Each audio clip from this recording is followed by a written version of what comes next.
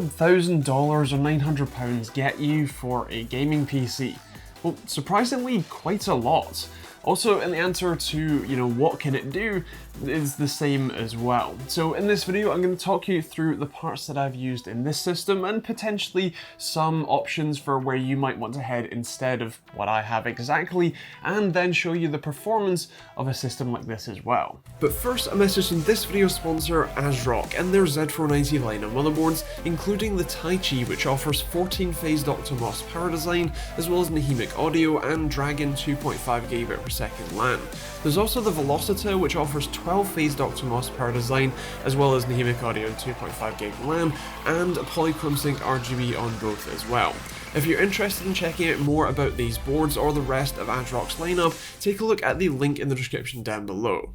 Starting with the CPU, I went with the Ryzen 3600X here. There are a number of different options you could choose, but the 3600X is a great 6-core, 12-thread option with impressive gaming performance and even more impressive power consumption, or I suppose lack thereof, which explains my next choice, using a stock cooler. Now, you can go and spend a little bit extra on something like the Arctic Freezer 34 Esports Duo if you want a bit of extra cooling performance, but as you'll see in the performance section, you don't quite need it for this kind of chip. Now, I know that Intel's 10th generation chips launched later this week, and so you might consider those depending on what the reviews are like. I can't say right now since that's, pre-release under NDA, all that jazz, but maybe take a look at those benchmark results and see how they compare to see if it's worth going for one. With that said, on the AMD side of things, you can also go for the 3600 Non-X if you want to save a little bit of money at the cost of a little bit of in-game performance, or if you have even less money to spend, the new Ryzen 3300X seems like a fantastic option for almost the same performance. Sure, you lose a couple of threads, but a good bit less money. When it comes to the motherboard, this bit might be more hotly contested. Now, I'm using an ASRock B450 Steel Legend board here, which works great with the 3600X. It's a really good fit for this kind of price point and performance level, and very much enjoy it. Now, sadly, B450 does have a rather big question hanging over its head, whether they will support the next or 4th gen Ryzen chips when those come out. So if you're planning on building this and you can wait a couple of weeks for stock to arrive, a B550 board is probably a better option, because they should be about the same price as the B450 options, but you guarantee support for the next gen, and you also get PCIe Gen 4 support to your graphics card, and possibly more importantly, to one NVMe SSD. As for RAM, I've gone with the Patriot Memory Viper RGB kit. It's a 16 gig kit that's 3600 MHz at cast latency 17, which is actually really good and should help us get the most out of our Ryzen chip.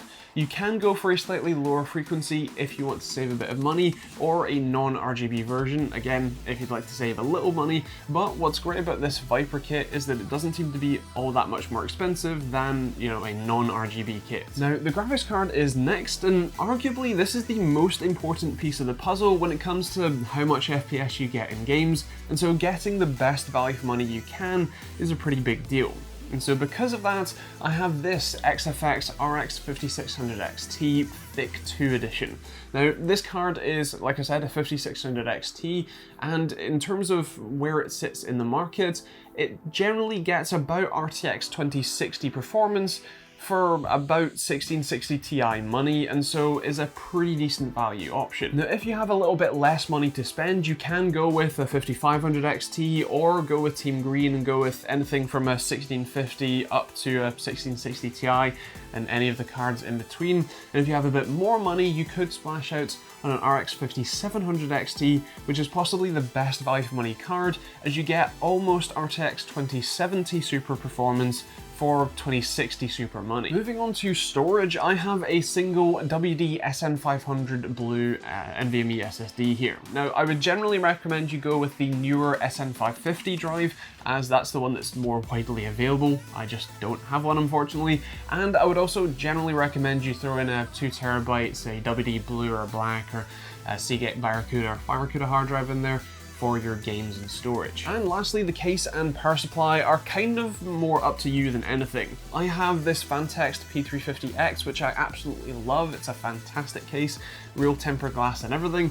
And in terms of the power supply, it's a Coolmaster Masterwatt E650W, which is way overkill for this build. 500 or 550 is plenty, as we'll show in a second. Right, so that's the parts. Let's get to the fun bit, the performance. So starting off with Battlefield 5, you can see that even at ultra settings with DirectX 12 enabled, you're getting 95 FPS average at 1080p and 71 FPS average at 1440p, which is great to see. Of course, if you want a bit more performance, you can always turn down those settings too, but in COD, you don't need to. You get 119 FPS average at 1080p and 83 FPS average at 1440p, which again is very, very impressive, and some great 1% low numbers too.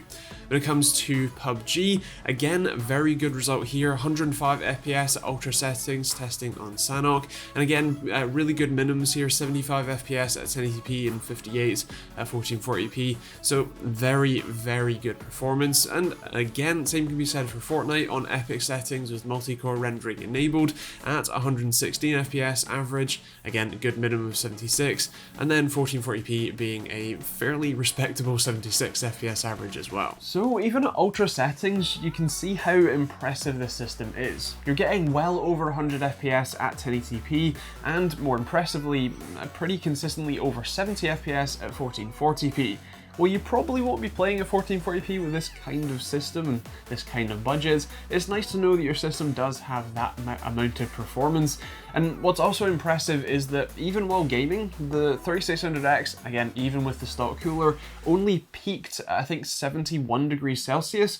The GPU hit 75 degrees Celsius, but was also incredibly quiet as a whole system. In fact, if you can hear any noise from it being on, that's roughly how loud it was while gaming. Very impressive. And I should also note that the power the system drew from the wall was only about 210 watts, which is again very, very impressive. Now if you do go with this sort of not exact spec, but you know, 5600XT, 3600X, you're getting a really great value proposition. You're getting extra cores and threads available to you for both gaming and streaming, or maybe using it as a workstation on the side for video editing or 3D modeling, that kind of stuff. And you have some impressive graphics performance to go with it as well. Of course, there are plenty of alterations you could make, and so feel free to let me know what you would change about this build in the description, or the comments down below rather. And if you want to check out the parts that I've used, then there's going to be links to them all in the description down below. Now, I have to make it clear, those will be affiliate links, Amazon affiliate links, but they will take you to your local Amazon store where you can see pricing when and where you watch this, because chances are by the time you get to watch the video, it won't be exactly £900 or $1,000.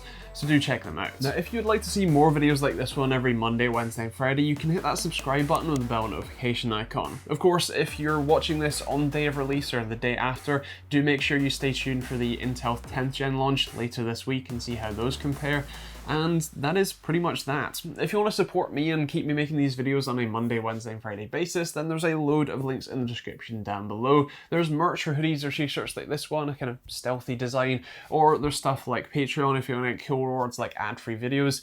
You know, ad-free videos is always good, and you can also check out a load of other stuff too. I'm going to leave some other links to the build guides that I've done in the past, and that is pretty much it. If you have any questions, do leave those in the comments down below, but otherwise we'll see you all in the next video.